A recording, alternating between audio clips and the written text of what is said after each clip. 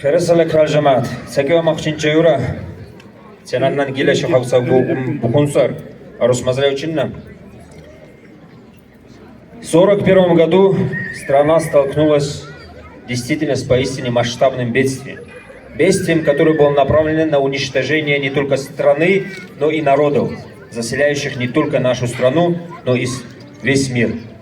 Это не надо никому доказывать, потому что так исторически любой человек может увидеть, прочитать, узнать, так оно и было. Человеконенавистская идеология хотела уничтожить и подмять под себя целые нации и религиозные группы. И, альхамдулилля, что по воле Всевышнего Аллаха это не удалось.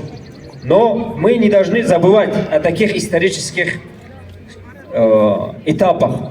Почему? Потому что когда такие исторические этапы забываются, получается то, что случается у нас сегодня. Вроде бы 8-9 мая весь мир победил фашизм, победил Советский Союз, американцы, англичане, французы, все выиграли. Все были рады, все обнимались. И что же получилось на данный момент? На данный момент получается, что те, кто выиграли вроде бы Советским Союзом, они на данный момент идеологически на стороне той же идеологии, которая была тогда. Почему? Почему я говорю той же идеологии? Я как имам говорю.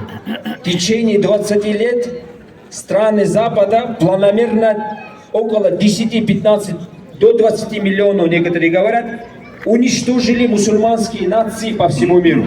Именно эти государства. Фашистским методом. Поэтому мы вновь столкнулись с этим бедствием.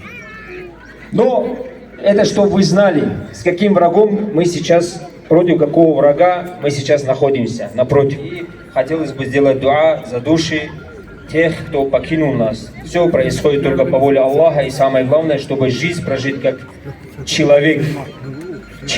Как человек надо прожить жизнь, и как мусульманин. Это я говорю как имам. Поэтому сделаем дуа за тех, кто погибли, иншаллах, чтобы Всевышний Аллах милость оказал, и чтобы те, кто дальше живут, мы с вами, которые здесь живем, узнали реально, где истина, где ложь, и шли по честному и истинному пути, который нам Всевышний Аллах повелел идти. Аминь.